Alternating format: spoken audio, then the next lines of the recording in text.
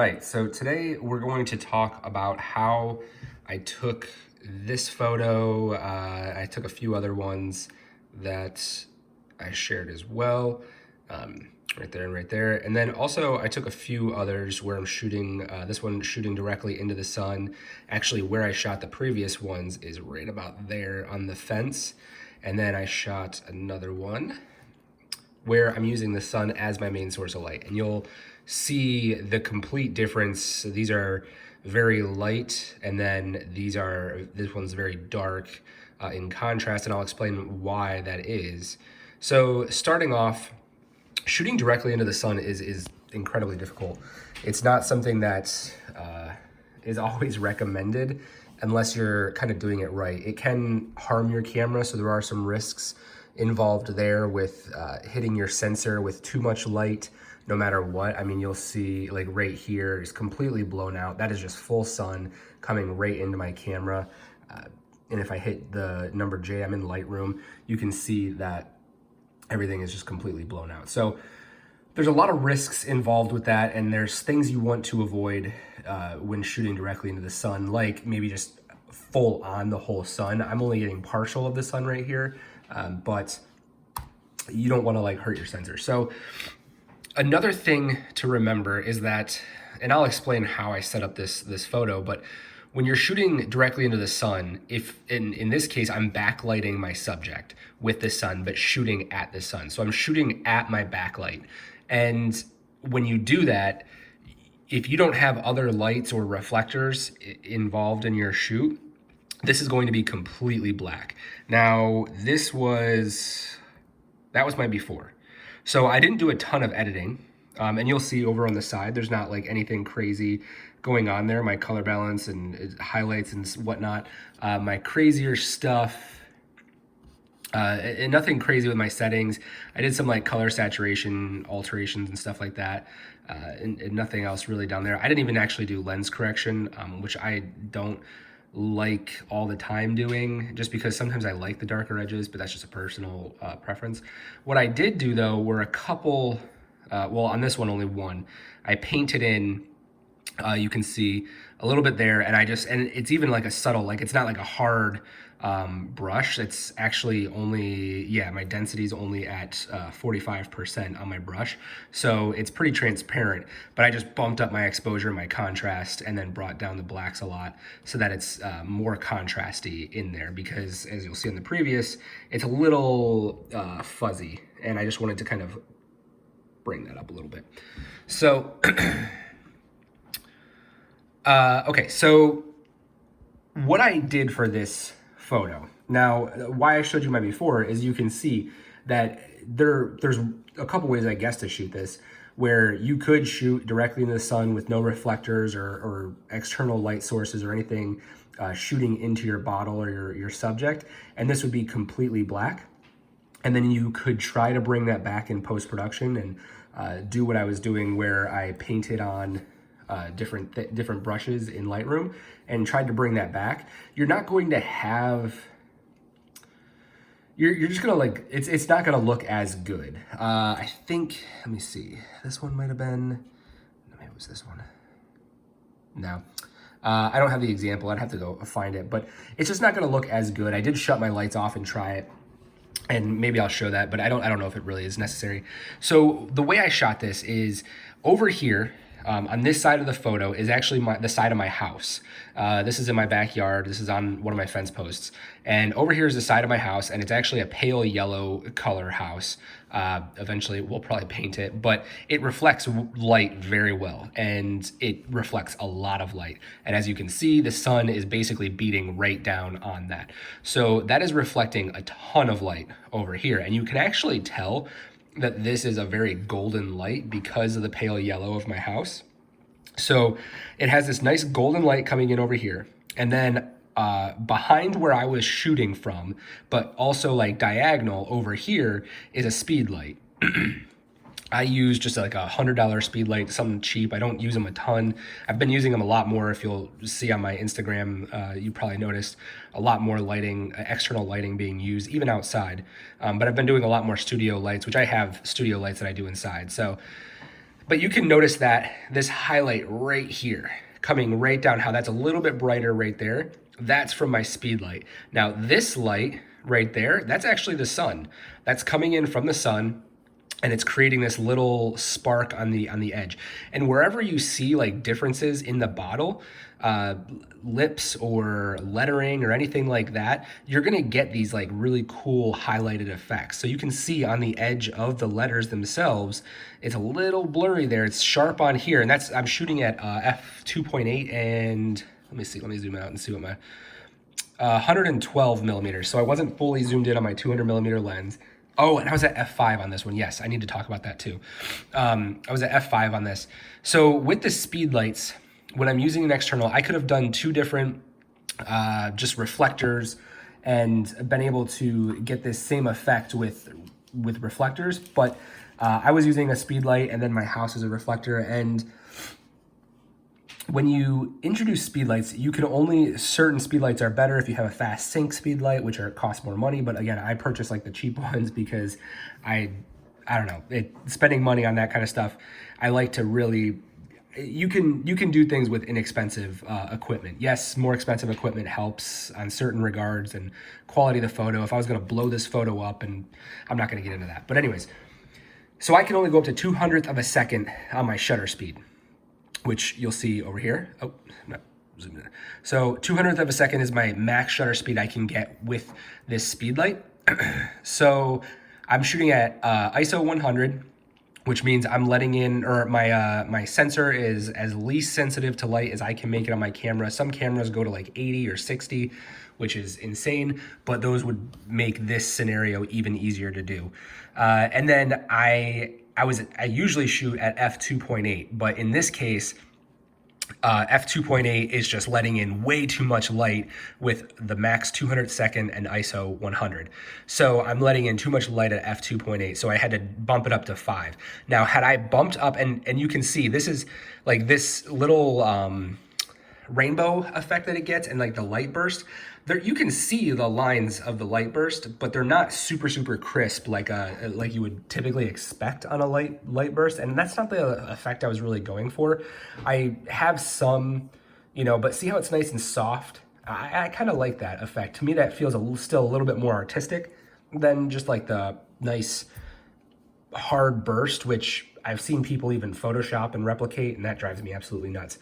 But if I had shot this at f8, f11, f16, then I would have had a nice crisp light burst. Everything would be in focus. I wouldn't really have that much of a depth of field, but I personally like the shallower depth of field. And because I'm shooting at 112 millimeters, I'm on my 70 to 200 lens, then I'm getting a shallower depth of field, even though I'm still shooting at f5. Whereas if this was 24 millimeters, f5 would put so many things in focus. This house right here would even be, that's my neighbor's house, would even be in more focus. Probably my light flares might even be in focus. The trees back here would be more in focus. They wouldn't be completely sharp. So your focal length really does dictate. But anyways, so I had essentially two external light sources. I had a big house reflecting light over here, and then I had my speed light on this side. And all I'm doing is setting the bottle there, and then I was manually moving around, very subtly, but I'm moving around, looking at my viewfinder. I use the 3-inch screen display, and I'm just moving my camera around, trying to figure out where that lens flare is gonna come, how I'm gonna get a nice rainbow effect, if you will, light burst. Is that going to come across? Is the lens flare going to come across my product, or is it going to kind of do what it's doing here and kind of come up here in the glow and kind of get out of the way and let this rainbow be the cool effect? You can see this one doesn't have the rainbow, and the reason for that is my light is actually positioned right behind my label, whereas on this one, the light is positioned right on the edge of the glass. So the sun is shining through this curvature of the glass, which is then allowing the light to refract and create the rainbow effect. Like, what is that, like 5th grade science, something like that, light refraction. And then same with this one, zooming out a little bit. But this one, oh, excuse me. This one, you get more of the circular rainbow, but I'm showing more of the sun, which actually faded out my label a little bit. Sorry, it looks really crooked. There we go. Faded out a little bit, whereas I liked the contrasty nature of this photo over this photo. I do like this photo a lot too. I don't know. Maybe I posted this one. I'm obviously filming this ahead. I'll probably change my mind and end up posting something like this. I'm probably going to post them all though, because I really liked all these photos. But you can see now a lens flare is coming across. And there were some I shot that I didn't really like at all, where it was like a huge lens flare, where it was like 6 or 7 circles coming across my bottle. It completely blew out the label, so I didn't like it for a product shot, but it was just a neat effect. I do like the saturation of the rainbow in this one versus this one. This one has a little bit more of a glow and kind of a cool effect. I don't know, maybe I'm gonna go with this photo. I'm liking this photo more the more I see it. The other thing, so that's how you shoot into light. You have to have something filling your subject this side. And again, shooting directly into the sun is very, very difficult. You kind of have to play with it a bit. But this is another one where I'm shooting directly in the sun. And like I said, those photos were taken right here on this fence post. The ones you just saw right here. So this fence post is actually right here in my yard. So the sun is in the same position, or pretty much the same position. I actually took this one first. And what I did here is, this was a little bit different. This tree is pretty much right in front of the sun. So I am shooting in the shadow of this tree, which you can kind of see right here. And then up on top in the tree branches, I set my speed light pointing down. It was a little bit in front of this bottle, and you can, I think that's the speed light reflection. I think that's a highlight from the speed light. But it was pretty much directly above. Actually, yes, that was, because you can see the light kind of transition down. That's the speed light right there. So you can tell that the speed light is directly above, but also set in front of the bottle and pointing down.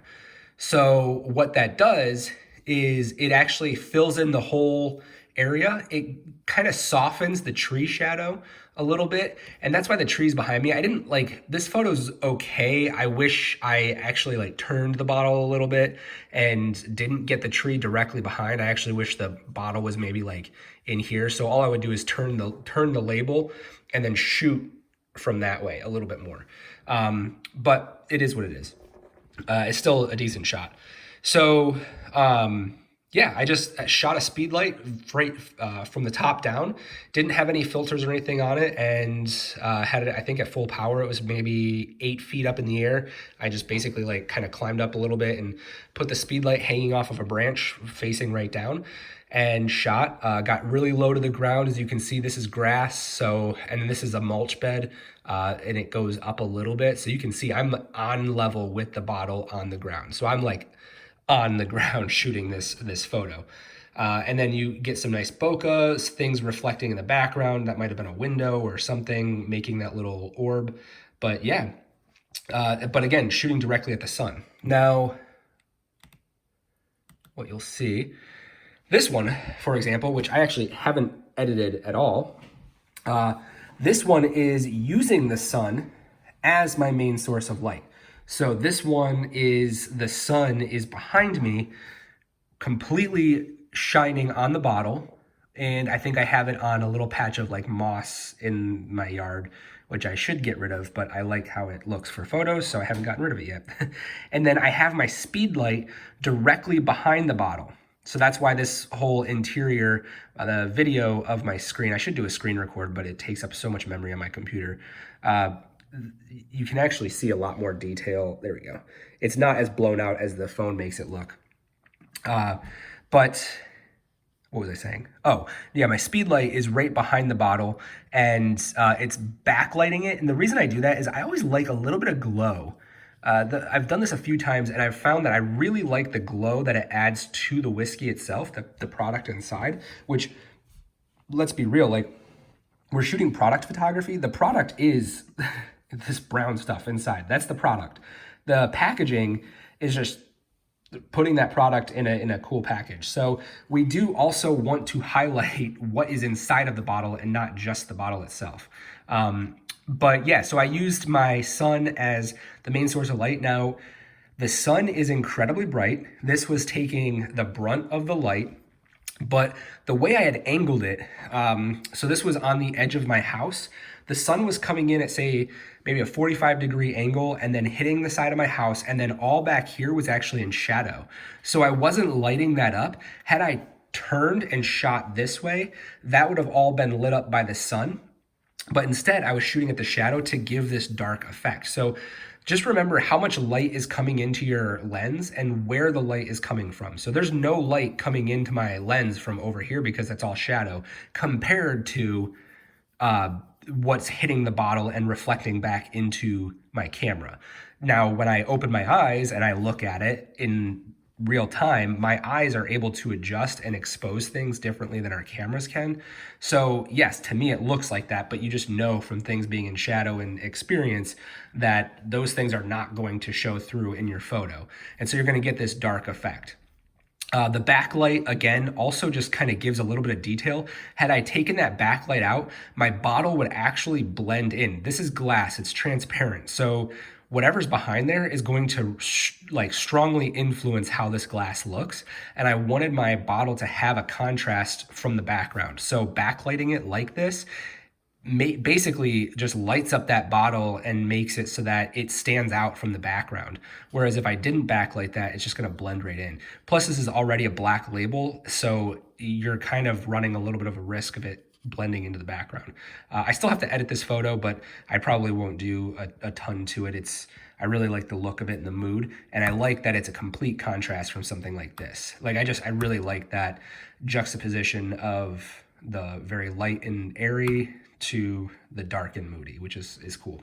But hopefully that helped. Hopefully that helps you understand a little bit of how I shoot. This is just one technique I use.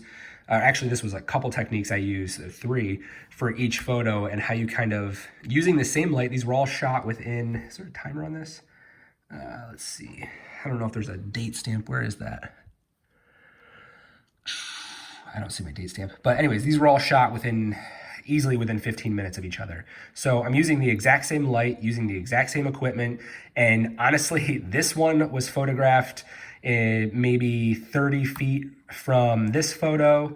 And then this photo was shot 5 feet from these photos because, like I said, the side of my house is a reflector. That was what's causing the shadow for all this stuff. I literally turned around from these photos and set this one down and started shooting pretty much right behind. So 3 completely different looks in my backyard using natural light and then a little bit of speed light, 1 speed light, and just some natural things, a house reflecting some light, etc. Hopefully that gives you a little bit of insight into how I shoot and gives you some ideas to take some cool photos yourself.